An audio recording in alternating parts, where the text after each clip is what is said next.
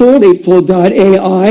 If you don't know of us, we're a talent intelligence platform. So we handle the entire life cycle of an employee from sourcing, screening, internal mobility, retention, flight tracking, everything. All driven with behind-the-scenes artificial intelligence. And I'm here with someone who knows about all of those things. Tim Sackett. Tim is a speaker, an author, a writer. He has a great book out called The Talent Fix, and a daily email that I get. You might enjoy if you look him up, Tim Sackett. He's based in Michigan. I'm also here with Andrea Constantine, my coworker, who handles something that we call Talent Insights. It's research regarding skills of a workforce, skills that are trending, skills that are popular amongst certain colleges, universities, and amongst certain employers, who has what skills versus who's strong in another area. And Andrea also works on something we have called the Talent Exchange, which is this matching platform we have, which matches employees who have been furloughed or laid off with employers who are hiring in bulk. So we are talking about what's going on now in companies and in talent and in HR and recruiting departments in particular, what they should be doing with the candidates, the job seekers who are coming to them in droves, including for not just for jobs, but for internships.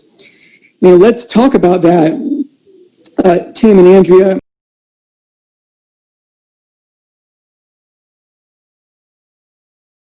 We went through something a little similar, of course, in terms of a recession, a decade ago-ish.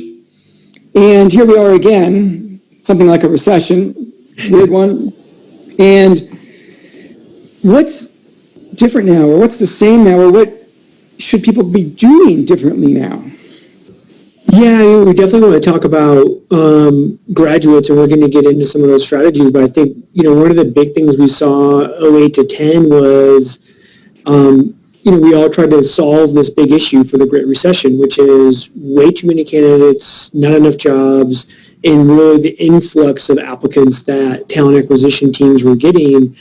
And so to do that, almost every single technology at the time, almost like a decade ago, really just built in a lot of kind of roadblocks and hoops and steps, right? So the process, where today we've gotten so streamlined, it might only take, 3 or 4 or 5 steps to get somebody to apply. I always tell people the magic grail for mobile apply is one click, right? If we can get there, that's the best possible scenario.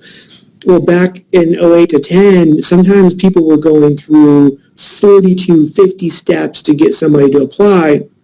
Now, the theory was, if we go through all this, we'll take 1,000 down to 10, and from that, you'll get better quality.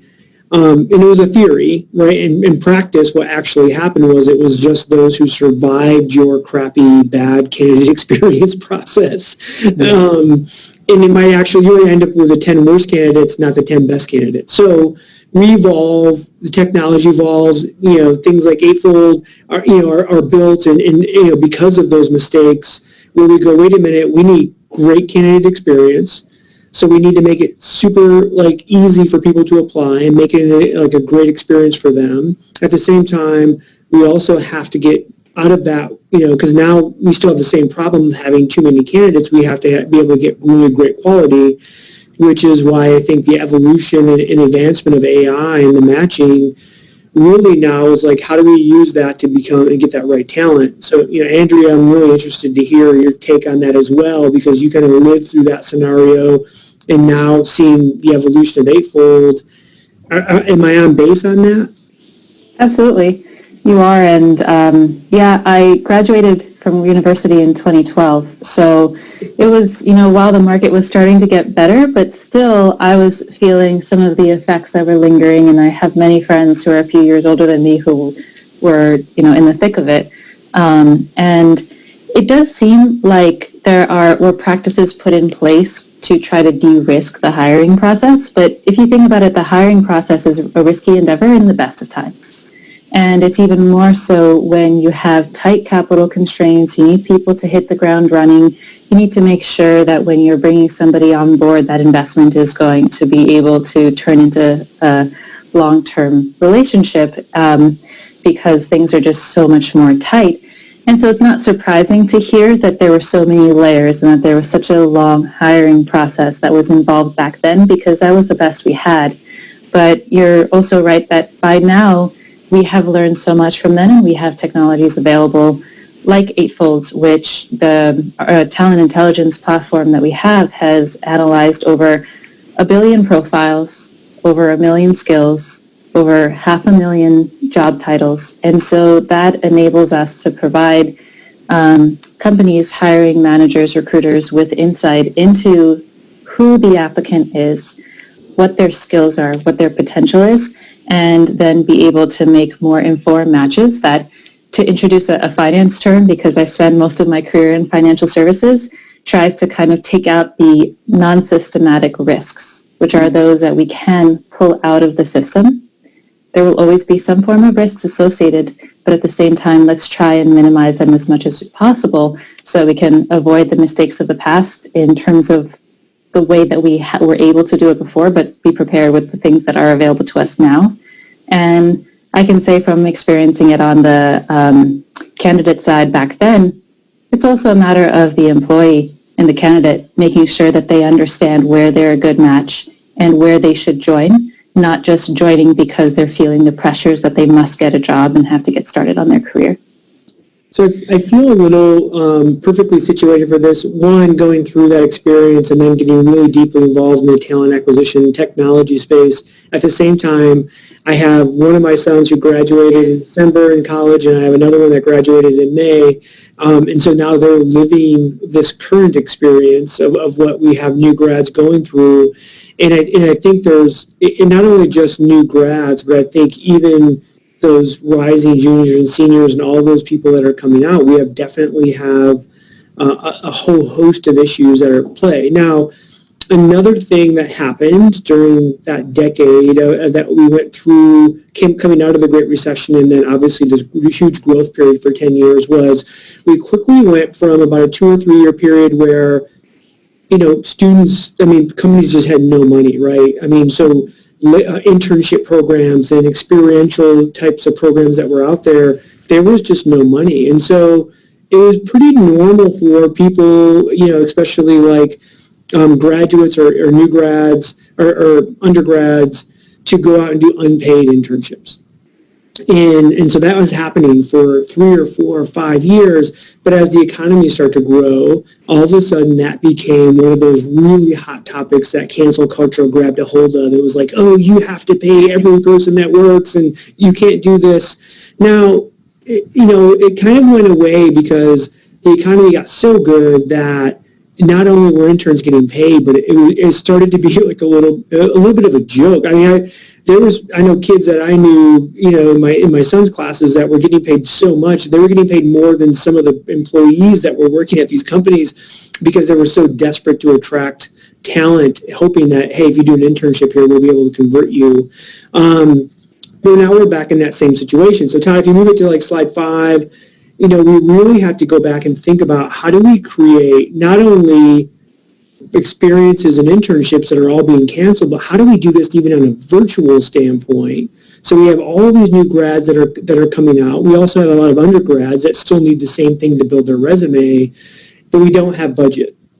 And so now we're back to this kind of unpaid experiences, which I know a lot of people that grew up over the last decade in talent acquisition and HR are going to cringe, and it's going to make them feel uneasy because they know how society kind of went against any organization that was either unpaid or lower paid or whatever that might be, trying to get somebody to work and not do that. Andrew, do you have, what's your take? Because I know you came through in 2012. Did you have paid internships? Did you have to do some unpaid work? What was your experience with that? Most of my internships were unpaid. Yes. I remember, so most of my life, since I was 10 years old, my future was attorney. And that was still my plan up until 2011 when, I did the math and it just didn't check out to take on more debt.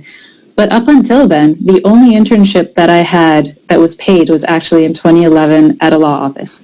So I am actually surprised as I would hear people over the last few years saying, oh, I've got this paid internship, that paid internship. My eyes would just open up and say, wow.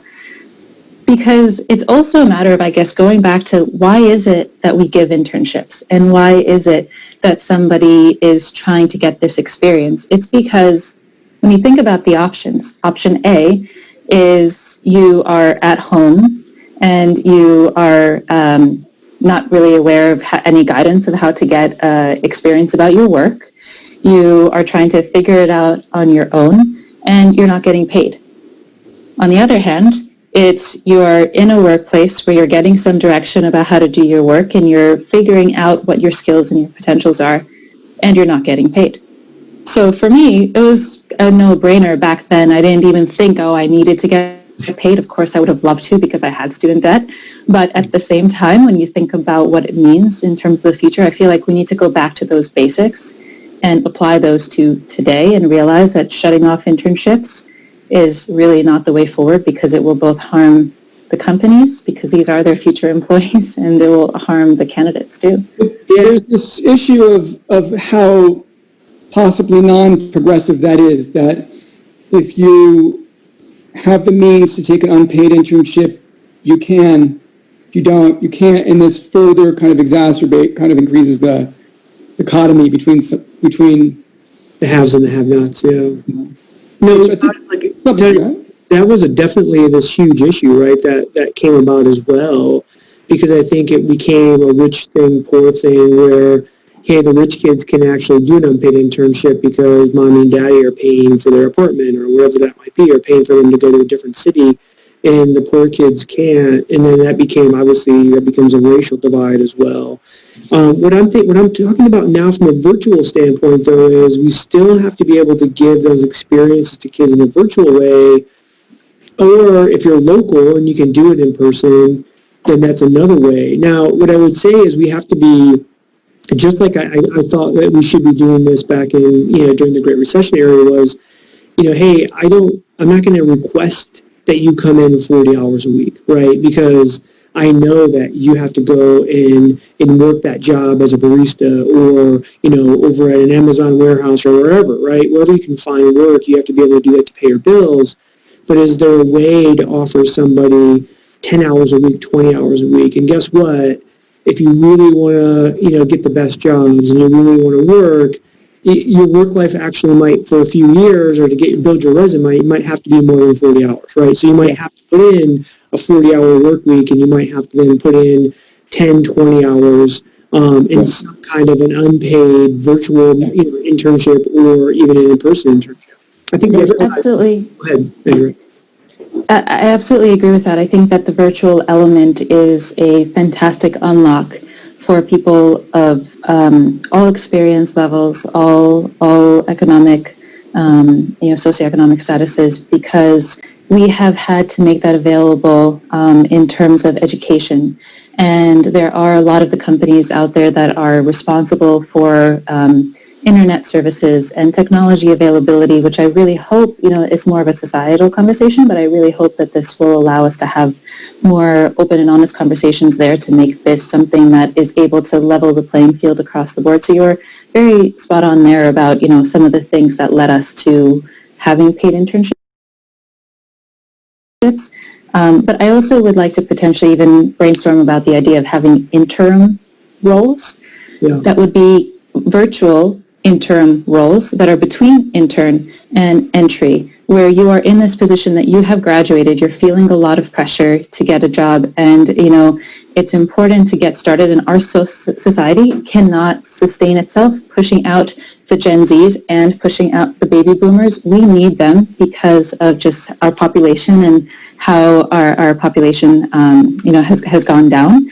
And so I think it's important to think about something like an interim role, which would be structured to offer mentorship in a very involved part. And so that way, maybe they're not getting the payment right now, but they know that they are on a path to getting hired when things get better. The company knows that they have this talent pool available to them, and they're able to start understanding the skills and potential of these workers rather than just waiting and then rushing when things get better. Yeah, I really like that. I think the responsibility isn't just on employers, right? It's also on students. Like my own son, is coming out and he's like, Dad, like, what do I do? There's no jobs. I'm applying to things. Like, people are saying everything's on hold. And I'm like, you need to build something. Like, you have this time that you have to go out, because what you're going to do is when you finally get an interview, you're going to run into the situation where, you're going to run into a bunch of people that are like, oh my gosh, I've been spending 100 hours a week just trying to find a job, spend my full-time job. That's not going to be enough, right? And so he's a ship shopper, but also then he's reaching out to say, hey, how do I develop a podcast, or how do I develop content, or how do I do something within my field to show that I'm still actually trying to do something and do that. I think talk to us about virtual mentors here. Yeah, so I think the one thing, because what we'll hear from, right, in HR is like, we just don't have the capacity right now to create a virtual internship program on the fly. Like, it's just too difficult. So I do think that if you're a hiring manager, or if you're in HR and you have hiring managers that are going to need this talent post-COVID, then we should be going and saying, hey, would you be willing to take on a couple of individuals or one individual as a mentor right now? And maybe it's an hour a week, maybe it's a few hours a week, whoever knows. And maybe there's a project that you can bring them in and they can meet on Zoom with your project team as you talk through it, just so they can have that experience and learn what is it like to actually work at your location, and then ask questions in a really kind of safe manner. I think hiring managers have that capacity right now to be able to do that as well. For the most part, not every company, but a lot of them, right? We're not all working at 100% capacity. When I talk to most organizations, that aren't in complete crazy mode, and there's only a few of those, they feel like their workforces are anywhere from 40 to 70% capacity, which gives us a lot of time to be able to go out there and do some of these mentorships. Absolutely. And I do know that also there are a lot of universities that are trying to reach out to their alumni bases. So I graduated from Georgetown and I received a message from them. I know other friends, for example, Duke, also sending out similar messages, and just schools across the board that are trying to have this kind of engagement with their alumni base to try to mentor. But this is something that would be wonderful for companies. It's just helping, exactly here, helping them get to know you, because lack of direction is a terrible thing, but then lack of awareness of what is available is just even worse. And it's really important to give these students, graduates, an understanding of what is available and get them excited about the future and the fact that they can work for your company when things get better if the potential is not there right now. One of the things that all these students lose by having this, by basically cutting your internship programs together, is the difference between a hard network and a soft network, right? Your hard network are those individuals, like your family, people that you're really close with, that you probably have them on your cell phone, you can call that. Soft network are all these individuals that you meet when you go to an internship. One of my sons at an internship at a large multinational, and even though he only had a manager that he reported to and a handful of coworkers, that turns into hundreds of soft network touches, right, that you had throughout, where you go, oh, you were an internship and you worked for this person, and oh, I know that person, I can go talk to him. So that soft network is another thing that's lost, that I think hiring managers doing mentorships is a way for them, even if it's in a virtual manner, for them to build that soft network in a way that makes a lot more sense. Todd, 7, one of those other strategies that I think we have that's more directly related right to HR and talent acquisition is this idea of AMAs, right, or office hours. And we're seeing a lot of college campuses and professors and stuff do this in a normal way. Now they're doing it virtually, but we can also do it. Just because you don't have to fill a job right now, or you have fewer jobs to fill in a TA role, doesn't mean that you can't offer value to candidates, like going, hey, we're going to do an open Zoom, meeting where you can come in and you can ask us anything, right? And it might be that, hey, somebody comes in and says, hey, I applied to this job a week ago and I've not heard one thing. Be ready for that kind of stuff. But if you do that and have office hours, like, you would be shocked at how many candidates will come on and actually engage, and you actually might get some insight to some really good ones that are out there. But I think it's a really great way to do that. The other way to do that is Twitter chats. A lot of organizations have done that. Or just even putting out a weekly video to say, hey, we're still hiring, even if you're only hiring for one job, and and here's what we're looking for, and let's bring our hiring manager on and talk about that. I always want to kind of work from that angle of saying, hey, this is what we're doing from that. I think the Ask Me Anything side becomes a pretty valuable one to be able to offer up for TA and HR to actually be active in that candidate community. It almost sounds like a cross between an informational interview that used to be called and like a virtual career event, virtual career fair. It's like those two things meeting each other. It sounds like what you're describing almost. Yeah, I think it's a great way when people come to your career site. Let's say you have no openings, you're on a hiring freeze. It's a great way to throw something out there where someone goes, hey, I know you're on a hiring freeze, but I'm still interested. Like, I love your company. I want to come work for your company. Then let's continue to engage that. And that becomes an employer branding piece, right? Where we're saying, hey, we're not dead. we're still interested in talent. We just obviously have this big issue going on right now that we have, we can't really hire, but we're going to hire, and we want to make sure that you're aware of that. I suppose, Andrea, if you were doing this and you were signing people up ahead of time, maybe if you were asking people to register, then maybe you could, with AI, you could maybe get a feel for the skills people have before the event, and then you would know what to talk to them about at the Zoom. Is that right?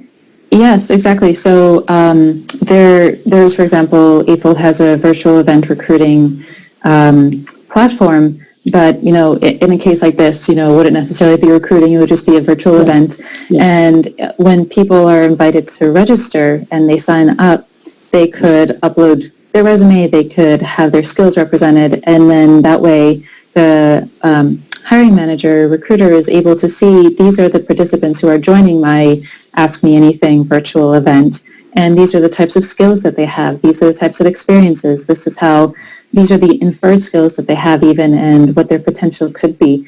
And so it's really important then to have that insight because as I said earlier, there's a risk involved with hiring, and that could be part of why companies are saying, we just need to de-risk entirely, close down hiring, and then just reopen in the future. But if they have the insight about, these are the people who are coming in, this could be your future talent, and these are the skills that they have, then potentially that helps these companies understand that they can continue moving towards certain goals that they have and bring on the talent in a way that's, just informational conversation that gives us really deep insight. Yeah. Kind of, if we move on to the next one, we're talking a little bit more now about digital internships and those rising kind of juniors and seniors.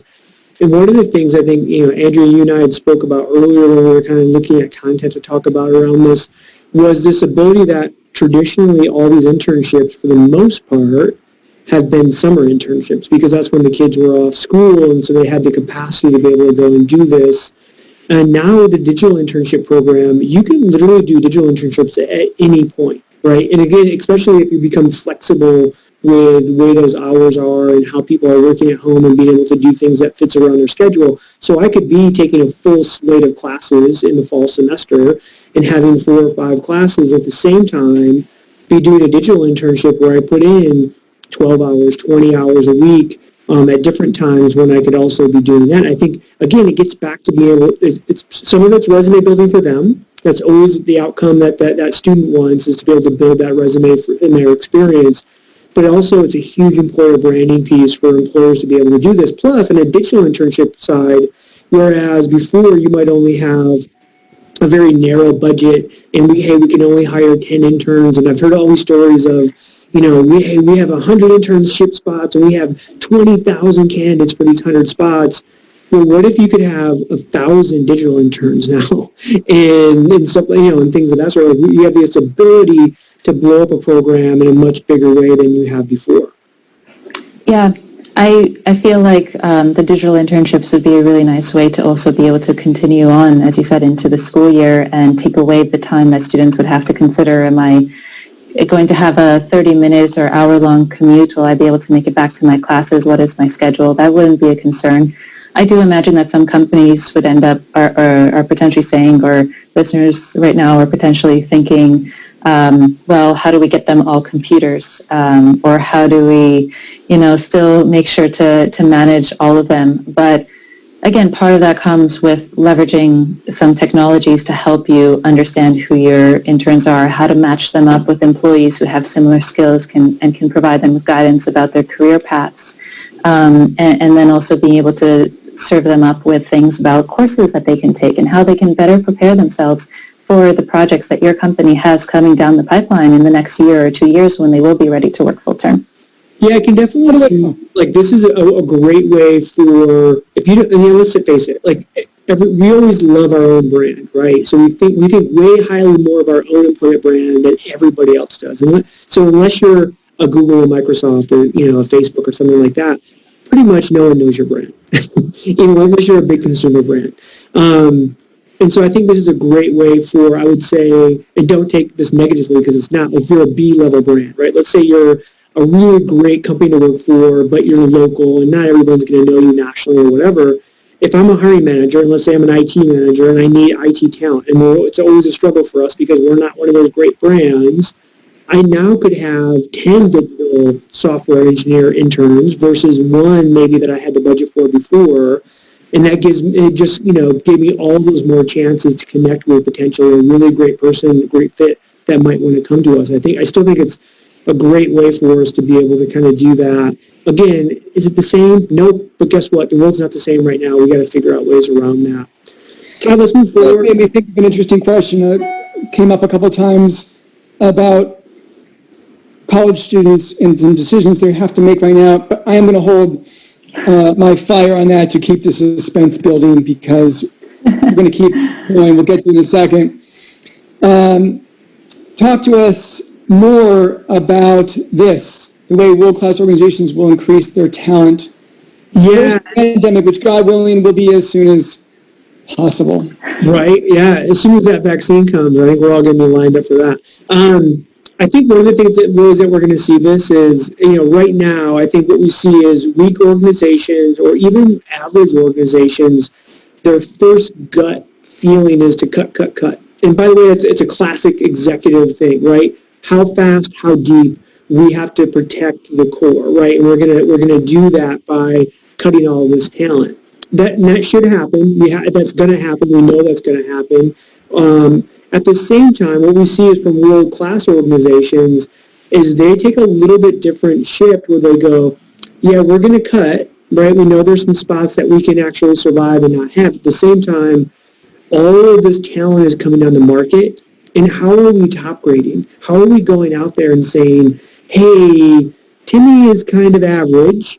There's somebody over there that we know is way above average. Can we swap those two positions out right now? It sounds a little cold and cruel. Guess what? It's business. That's how we survive and how we become stronger on the backside of a pandemic or a recession or whatever we're facing. So if you're a really strategic TA leader, you're going to your executives right now and saying, hey, slow down before you tell me to cut all my recruiters. I'm not going to do that because I think we have 10%, we have 100 positions, we have whatever that we have to get better at if we are going to come out of this stronger than we were when we came in. Sometimes you see companies that are cutting and then you see jobs that are open in that same company, and sometimes it makes me go, I wonder if those people could have taken those jobs.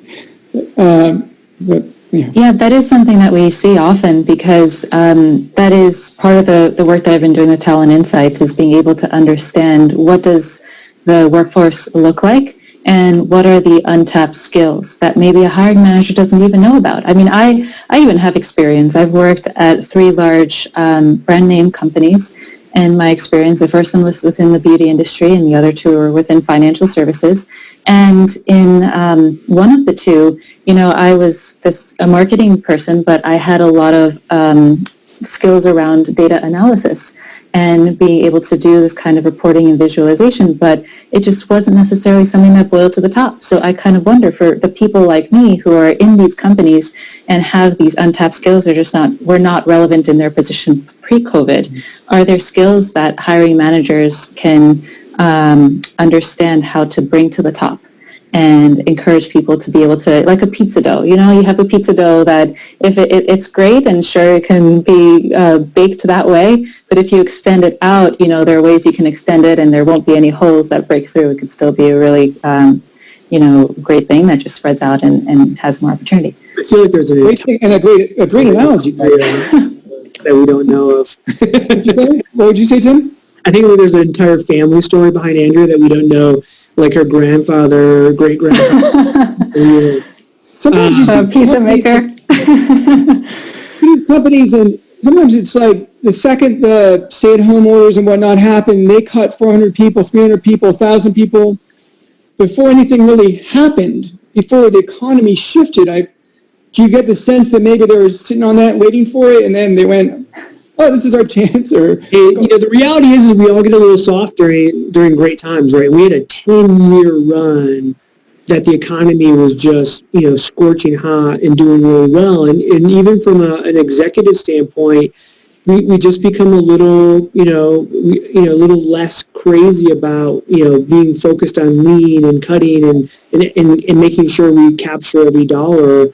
And so I do think organizations were probably ripe for, a right sizing, so to speak, in terms of there was probably some layers of fat there that we could get rid of. And I think what we saw initially was that. I think one of the things, to that point, the next slide, Todd, is when we take a look at internal mobility opportunities right now, if I'm a hiring manager and if I'm a TA leader, I'm going to go and actually coach my hiring managers to say, look, we're all going to be asked to get leaner. At the same time, if you know that you have a weaker team compared to somebody else and that other person is going to be losing somebody that you know is better than somebody on your team, we need to be reaching out and really taking a look at the existing talent and skills that we have in our organization and realigning those with all of the opportunities we have. It's not a time, again, to go back. Now, for most organizations, from a tech standpoint, that's really difficult to do the larger you get. And constantly we see great talent being cut from organizations, and they end up at another organization and they create the next greatest product for that organization. You're like, wait a minute, we had that person, how did we let him go?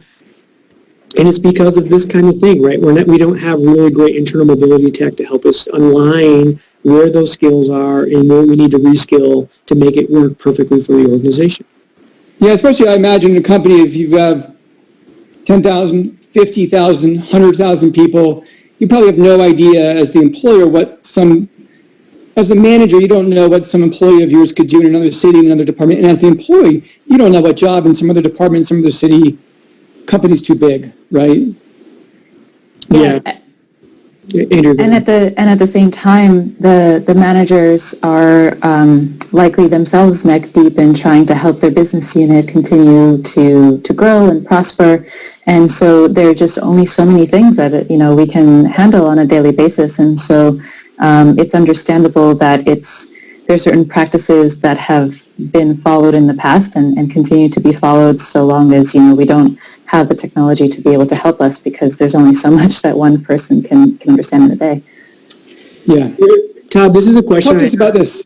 This is a question I ask like every organization that I go into from a talent acquisition standpoint, and really not even just from the TA or HR standpoint. I love to go to executives and say, who owns talent in the organization? Because they're the first ones to stand up and say, talent is, our people are our most important asset. And then when you really start to dig in, you find out that probably not. But it's a great soundbite, right? And so when I ask this, there's a number of answers, right? One answer will be, well, we all own talent, and which is not a reality because we all don't own talent. Or the TA person or HR person, leader will go, oh, that's our job, I own talent. Again, I'm like, oh, that's awesome. That means you get to choose every single person, right, that comes into your organization. And that's kind of when that reality, that aha moment happens where they go, oh, so it's the hiring manager who actually owns talent. And that's who should own talent, right, within the organization. And I think it's one of those things that now we have this big, great, giant reset that's happening. And I think it's a great time for us to go in as talent acquisition leaders, as HR leaders, as even executives in organizations, and say, hey, we have the ability to reset who owns talent. How do we make that happen? By the way, talent acquisition leaders, you're going to have to take point on this and teach us and show us how that might go. And also, in terms of figuring out how it could go, it's also who can take action on the insight that you do receive. because in terms of, having it, like productivity only matters based on knowing what your goal is. And so in terms of knowing who owns talent, well, the goal from there is to be able to do something with the insight that you receive about your talent. And so we found that, for example, my teammate did an analysis where he looked at human resources professionals and what types of skills they have. And so we were really impressed to find that the people analytics skill has seen really exponential growth over the last decade. And so we provide that insight back. And so I guess the question to the different companies and recruiters and hiring managers in general is just, if we gave you that insight, what do you think you'd be able to do with it, and who do you think would be able to put it into action to say, okay, let's try and help our current workforce upskill and have people analytics, because this is not just a growing skill, but it is, the trajectory is upward, it's rising. And so it's a matter of prevalence as well as how common it is. And then just be able to decide then, okay, now that we have a skill, what does that mean in terms of what our business is able to accomplish? So it's a combination of a couple of different players for sure, but there's definitely, identifying which group is able to do something with the insights that they receive. Yeah, it's still a fairly limited number of organizations that are, I think, sophisticated enough and big enough to have really great kind of people analytics teams that have individuals in there that really have that strength, Andrea. Mm-hmm. So when you think about that, like even from Eightfold's standpoint, are there certain things that organizations, especially on the TA side, if I'm a TA leader watching this, is there certain things that I should be looking at from the data standpoint to say, hey, those are 2 or 3 things, or one thing for sure I need to keep my eye on to make sure we get better? Keeping their eye on in terms of what types of skills to be aware of, or? Or from the data standpoint as well. Is there certain data that you guys are seeing, that you can go and help organizations, strengthen? I mean, the skills are going to be, that's something that's probably pretty specific for each individual company, right? That's going to be mm-hmm. from company to company. But. Yes, absolutely. So, I mean, in the way that we try to understand the potential of the workforce and how to upskill or reskill them is looking at things such as what are the most prevalent skills, and then analyze them in terms of 4 buckets. So, for example, which ones are rising, which ones are emerging, which ones are declining. The 4th one has slipped my memory at this time, but just the idea of, if you see that your organization is, very well positioned in terms of your workforce has a lot of skills that are rising in prevalence, then that's fantastic. If they have skills that are emerging, so they had gone down before, but they're coming back up, then it's kind of interesting to understand what's making them come back up, and are there any business opportunities there? But even more so, it's, that when you see those that are declining, that's kind of an interesting thing to keep your eye on and say, well, what are the skill adjacencies, and how can I move them to, the upper right corner being the rising skills. So that's I'd say that the top thing to keep in mind, like what is the prevalence of skills within your workforce. But then also it's a matter of what are the surprising skills of people in different departments. Stretching out that pizza dough. What are the skills that are untapped and that those workers should not be, let go, but rather reappropriated to a different department, as you were saying earlier, Tim, about, maybe it's swapping people and trying to recognize that you have a lot of talent already there, and then identify the gaps where there's something you want to accomplish and how to be able to bring in new talent. Cool. Todd, next slide. One of the things I think, whether right now you're talking about 2020 graduates, and, so many organizations rely on their annual hires to really fill those skills within the organization and fill that pipeline. And I think, if you go on a hiring freeze, a lot of organizations will just literally shut down. I think the one way to position yourself right now is, even if you're only hiring one person, you're hiring, right? And to keep yourself out there in a real positive way. And sometimes we have to pull ourselves out of that, because you're like, as a recruiter, I went from having 20 or 30 or 40 or 50 recs, and I'm hiring, and all this great kind of positive energy of work that's happening.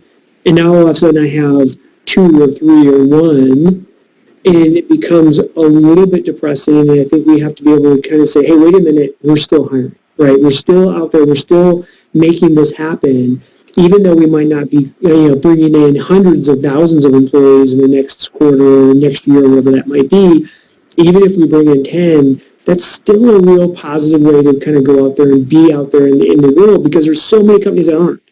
And so I think that's one way, too, to say, hey, how do we position our brand, especially within that 2020 graduate campus environment? If you are hiring, I'm not saying go make up positions, and because Right. that creates a really bad candidate experience. But if you actually do have a position, go out there and continue to hire and be all in on hiring. And then, obviously there's going to be more conversations and more communications that have to happen to those people. There's going to be more declines, right? But the reality is you're still hiring. At least you're giving that impression out to the world that you are. And again, I'm always trying to be transparent to say, don't go and do those greenfield positions. So, a year from now we're going to hire, so apply.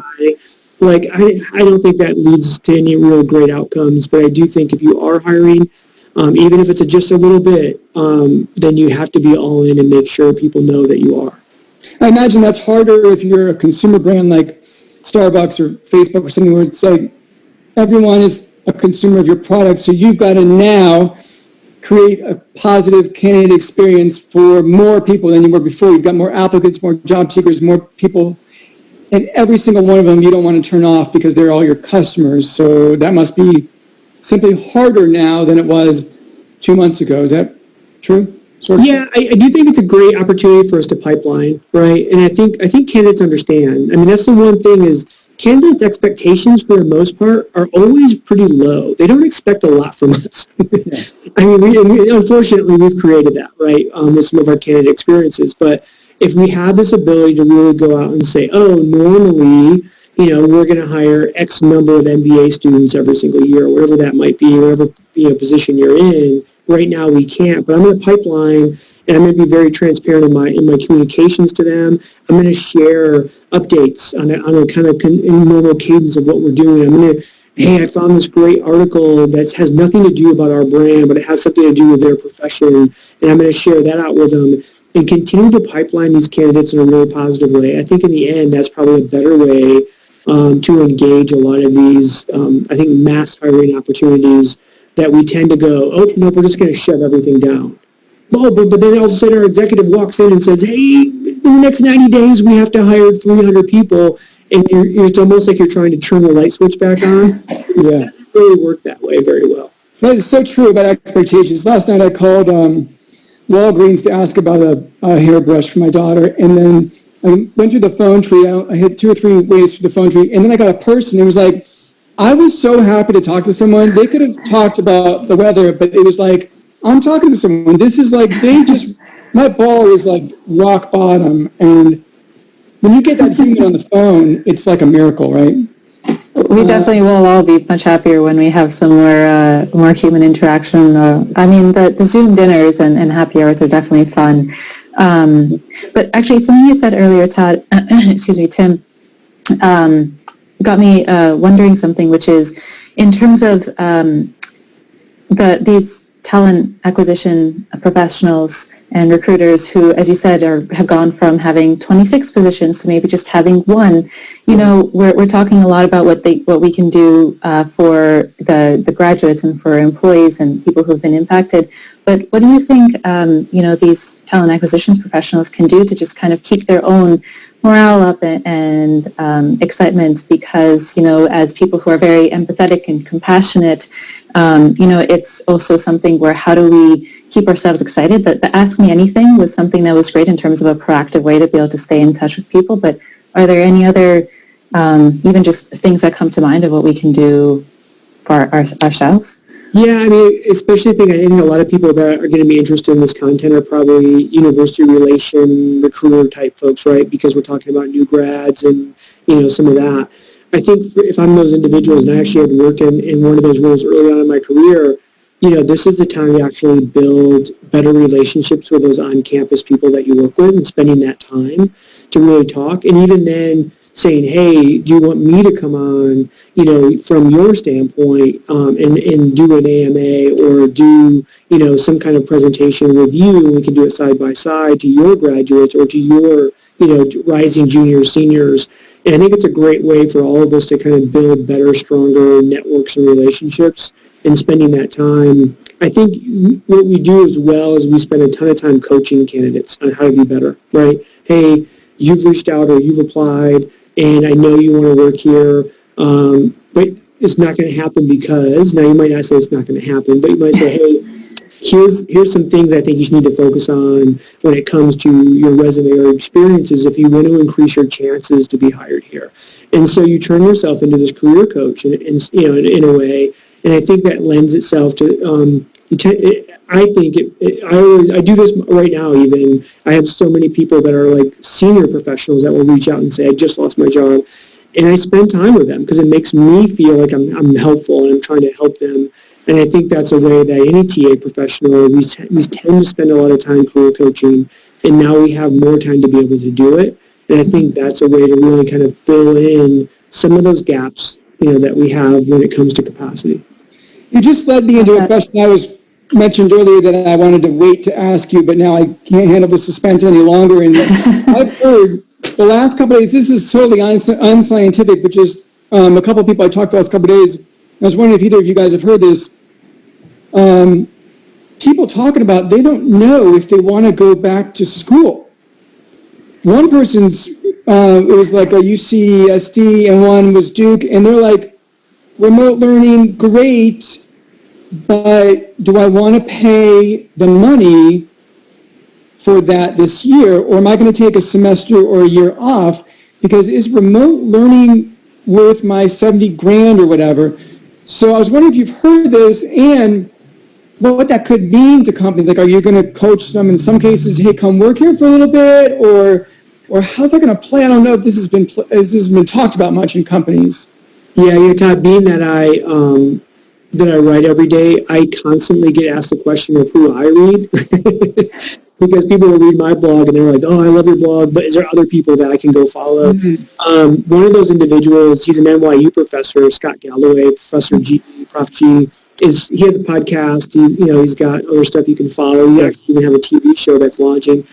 He talks about this extensively, that if you're going to pay, Duke is like $68,000 a year. If I'm going to send my kid to Duke, or if you're an individual that has to figure out how to pay it for themselves or whatever, and you're going to tell me that you're going to do Zoom classes from Michigan, but you're going to get a Duke degree, I'm going, maybe we should wait, right? Like, that's not the same experience. Now, my pushback to the student would be, so what does that look like? Now, Scott Galloway would say, is there a way that we can come up with a Corona Corps, right, like the Peace Corps, and there's a way to give back publicly for all these students who take a gap year or maybe even more than that?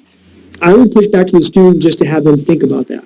Great, you want to take a gap year because you don't want to do Zoom classes and pay $60,000 a year. What are you going to do? Because you're not going to sit in my basement and play Call of Duty 24 hours a day. Like, that's not going to happen. So are you going to get an hourly job? Or are you going to try to create something? What does that look like for you? Even if my kids were to come to me and say, hey, I'm going to, I'll take a quarter of that money and I'll go travel the world.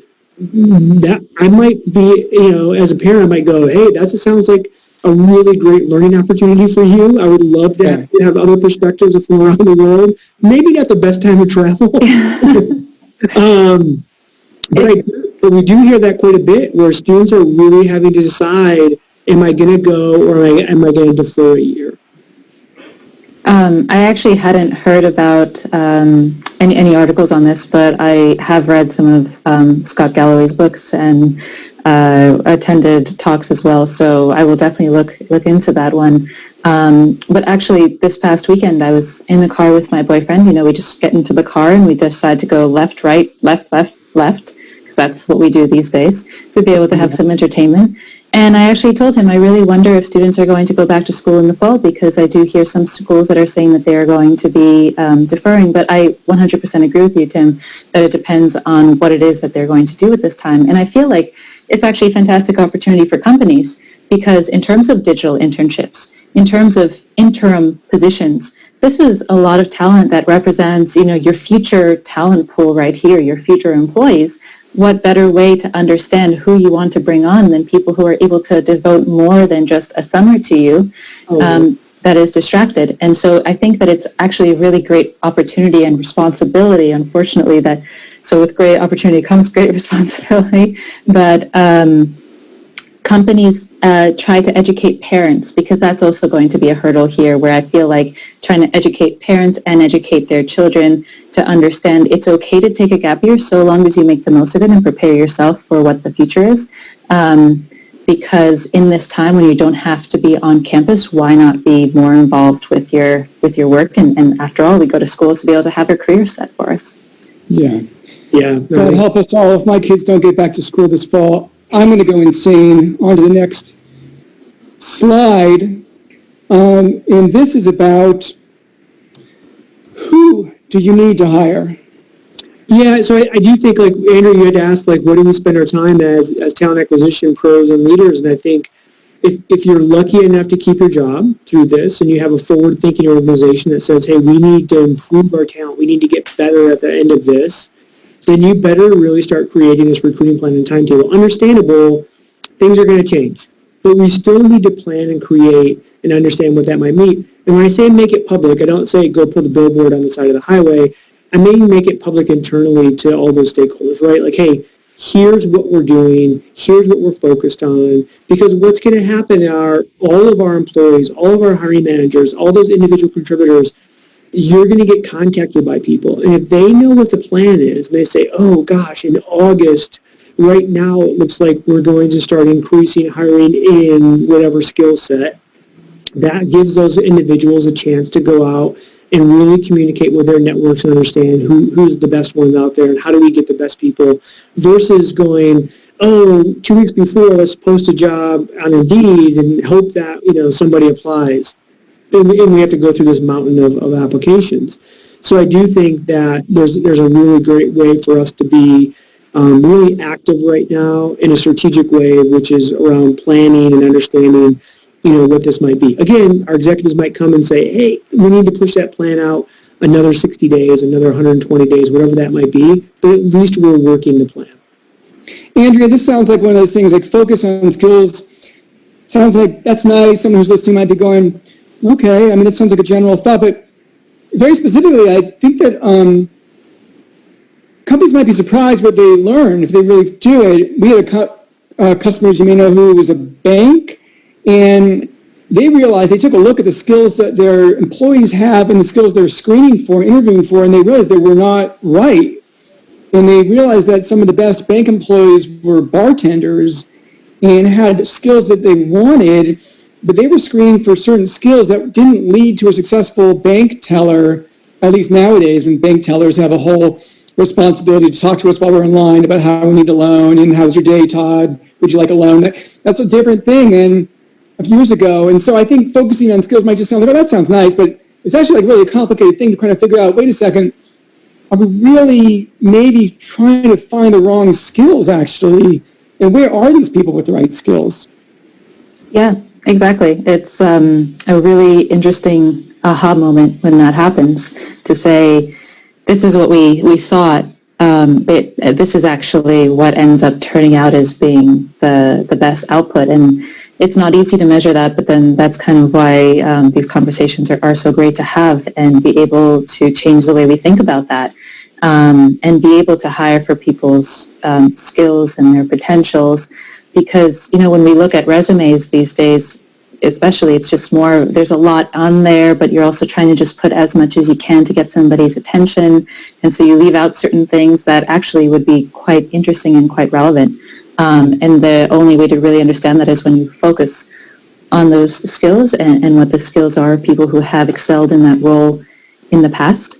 And I think, yeah, you phrased it perfectly there, Todd. With that example. I was talking about a company that was hiring for a product trainer, I think the job was, and that they realized that some of the best product trainers were middle school teachers. But I imagine if most companies got a middle school teacher coming in for a job or applying maybe even through their ATS, they could get screened out. They would get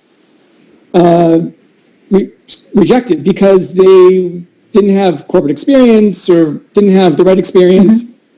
But again, to break down their essence as a middle school teacher, I don't know what all the middle school teacher does, but apparently it makes a good product trainer. They can communicate their thoughts, whether it's to an 11-year-old or to old people like us. They're great trainers, yeah. Yeah, I guess, I mean, it's just human nature to need to categorize things, which is how bias does get introduced. No matter how much we want to try to overcome it, it's really, really difficult to, when the human is involved, to have that bias be removed, because we need to categorize things. We need to be able to make sense of it. It's just kind of a primal instinct. And so that's why it's important to have something else that's this check that can give us the insight that we need, because otherwise it'll be hard to go past it. And I mean, I've experienced it. You know, I was a marketing person who then ended up becoming an equities trader. So, and the reason for that is because my marketing work showed how detail-oriented I was, how I was able to respond to things so timely, and the fact that I wasn't just creative, that I was able to kind of have that outside of the box thinking. And then that's how I ended up getting, you know, my next job is an equities trader, which people would not generally think of. But Todd, this last slide was the idea when we think about 2020 graduates and we don't have openings, if we were to go out and act like we're still going to hire, like, hey, you know what, we're going to do our normal hiring, we're going to make offers contingent, right, upon whatever. And people had asked me, are people actually doing that? And it turns out they are. There's quite a few people there's a couple of ways this is happening. One is they're making offers and they're saying, look, you're not going to start until September 1st. And that might, or you're not going to start until TBD. And like any offer letter, it's not a contract of employment, right? It's just, hey, here's kind of a shake hand, elbow, whatever it might be, like, you know, we hope to bring you on, but you know what, things happen in the moment and it might fall apart. It's not anything like legally official, but organizations are doing that because they're saying, look, when we do turn on, we don't want to have to turn on from square one. We already want to go through this process of interviewing, selecting, finding the right talent, and knowing that we have some folks out there that are on the bench. Now, what's the risk? The risk is you're going to have to call them up and say, sorry, we just can't hire you now, maybe never. And then they're going to go on Facebook or Glassdoor or someplace like that, and they're going to rip you, and they're going to rip your brand. Well, guess what? When you have 40 million people have unemployment, every brand is getting ripped, and I don't think the risk is necessarily that big for most organizations. The other way that this is working for organizations that truly know that they're going to have to bring somebody in at a certain period. So let's say, hey, we know third quarter, beginning of fourth quarter, it doesn't matter, this is our busy time of the year, we're going to have people. They're going out and actually making offers and giving them like a little bonus to kind of lock them in. Again, not a guarantee that person's actually going to show, and not a guarantee that you're actually going to need them, but now there's a little money involved, right? That says, hey, we're going to give you this, and if you don't show up on September 1st, then you have to pay us back or whatever. And you can kind of make that a little bit legal from a contract standpoint. It might be hard to actually recoup that money, but if it's not a crazy amount of money, it would be really good. We saw this recently in Silicon Valley where an organization that even was laying people off was actually making offers for 2021 to computer science grads and giving them, like, I want to say like a 10% of their income for the year. So like they were getting like $13 or $14 or $15,000 bonus for a promise to hire them in 2021 while they were laying people off. So these future contingent offers are something that a lot of people are using in different ways to continue to help them, you know, cherry pick the best talent for 2020. Wow. That is really powerful and does make sense, because that goes to what you were saying earlier about, you know, going from 26 positions to one position to 300 positions. You know, it's a matter of being able to take the pressure off. And now that we are in this position, I mean, we had so many businesses had to just scramble in the response to COVID. And so now that we're here, let's try to, I guess, develop plans in place that we don't need to be so reactive and we can try to look into the future and say, okay, what do I need to be prepared for, and what are the options A, B, and C based off of, backup plans of how things might go. And actually, the contingent offers would align really well with giving people something that they at least know that they can plan for or hope for. And then in that meantime, if they do need a position, we know just from having launched the Talent Exchange, which is, trying to match up the individuals who have been impacted, they've lost their positions or they've been furloughed, as well as 2020 graduates. We have connected with over 20 universities, and many of those are already live on the exchange and are making the Talent Exchange available to their students. We're trying to match them up with the positions, because there still are so many companies that are hiring, and we have over 700,000 open jobs across the country on the Talent Exchange. Those are individual openings, and then in terms of number of positions, there are 10,000 positions for essential workers, so that would represent like even gig work, part-time work, could be full-time, but that gig work and that part-time work would be very relevant for people who know that they have something coming up and they just need something in this time in between to get them making ends meet, or just they don't want to sit at home. But then there are still, 10,000 or so professional worker positions that companies are hiring for on the exchange, whether it's, one position, or whether one company is hiring for one position, as you said, or if they're hiring for dozens of positions. So there is still a lot of opportunity out there, and this contingent offers would be a really great way to give people a little bit of ease that there could be something there, and they can shift their focus to, okay, what do I do in the meantime? Yeah, Todd, one of the chapters in my book, The Talent Fix, plug, it's called Talent Acquisition: The Dealer in Hope, which goes to Andrea's statement. So often we are, right? So is there any questions coming in, Todd? This is a little off what we were talking about, so we'll put you on the spot a little bit. Hey, all right. What you think will be the near future of like recruiting and TA and HR teams, that whether they have been like over reduced, shrunk too quickly, or are they going to be brought back quickly? Is it going to be like a long slog, or what's going to be going on with the building or rebuilding of the HR and recruiting function? I think part of it is how sophisticated and how talented the leadership team is around HR and talent acquisition within an organization. If I have a big TA team and I laid off half of those, when I'm bringing people back, my question is going to be, do I go out and engage a technology that's going to be low touch, highly efficient, give me a better quality, and do I implement that before bringing in like headcount? Or is there a combination of that makes sense? And I think every organizational leader has to make that determination. And I think what we'll see is some organizations will just throw bodies at it. I think we'll see a lot of organizations, and I'm already hearing of organizations already using this time to really look at their recruiting tech stack and saying, wait a minute, how do we get better so that potentially we can almost turn on an on-off switch, right? That's hard to do when you're just all people-based. It's a lot easier to do if you have the right technology in place. Are there things that you think that recruiting and TA and the rest of the department, like a branding and college recruiting and operations, should be doing now if they're employed but don't have enough pipeline to kind of fill in the way that you've been talking about? Is there some other job or work they could or should be doing? Yeah, I think, one of the things that I've even seen it with my own team, like we have a dozen recruiters and, they're probably working at 50 to 60% capacity. But what we've done is, one is we've really gone out to sharpen the saw. So we've developed our team, and we do that on a very conscious, deliberate way in terms of getting their skill sets better.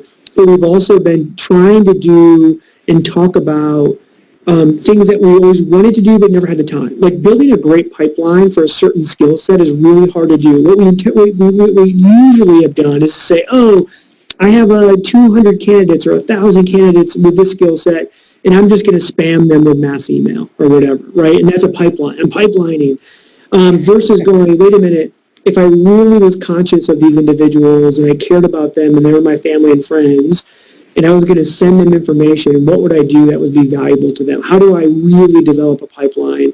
And now that I have that time, maybe it's time I can actually create content, I can go curate and find great content, and I can actually engage that pipeline in a really big way. It's time consuming, but once you get it started, it pays for itself, I mean, a millionfold. Andrea, one more question for you. I'll let both of you get back to playing Call of Duty, and that is, and I know you touched on this a minute ago.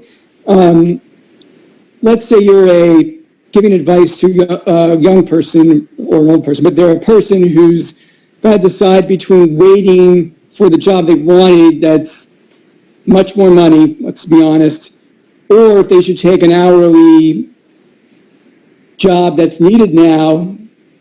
Do they wait? Do they take this? What do they do? Do they hope that this interim job becomes the job that they want? They hold out a little longer, you think, till the economy gets better? What would you tell that person in that situation? I would say, just first off, and in general, it's good to have a skeleton of a plan, but be nimble. As I had mentioned earlier, my entire life I was set on going to law school. And in 2011, after I took the LSAT, after I was, already looking at law schools, I put my finance degree to use, and I thought, okay, this math does not make sense. And it was a scramble to start to find positions. And I actually, in that time, I still did find, a couple of positions that were really great opportunities. And so I think being open, I think that the first thing is just to understand what matters to you. What are the types of environments that really matter to you? What are the types of skills that you're looking to develop? And what is it then that you are open to trying? Because it's not about your dream position. It's about, okay, what is it that is out there? And in order to identify what's out there, it's being able to just do research, be on platforms that are able to position you in that way. And then just being confident, being hopeful that there are opportunities. And as I mentioned, on the Talent Exchange, there are already over 700,000 positions available. And so, people can join the Talent Exchange. They can have transparency into why they are a good match for certain positions. They can apply, and then they can even receive job offers. So I think that starting from, recognizing that it's okay to have an hourly position, and it's okay to let your life take a slightly different path and be nimble. That's a fantastic skill in itself. A lot of companies and a lot of positions do look for someone who's nimble, who's agile, who's able to be proactive, as Tim mentioned earlier, building things. If you can't find the job, if you can't still find the hourly positions or something like that, then what is it that you can put your skills to use for to build something and create something and then take that into future interviews?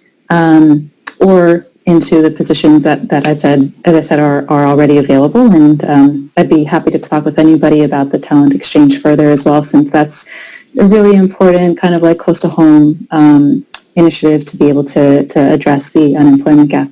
Andrea, Constantine, thank you so much, and Tim Sackett, thank you so much.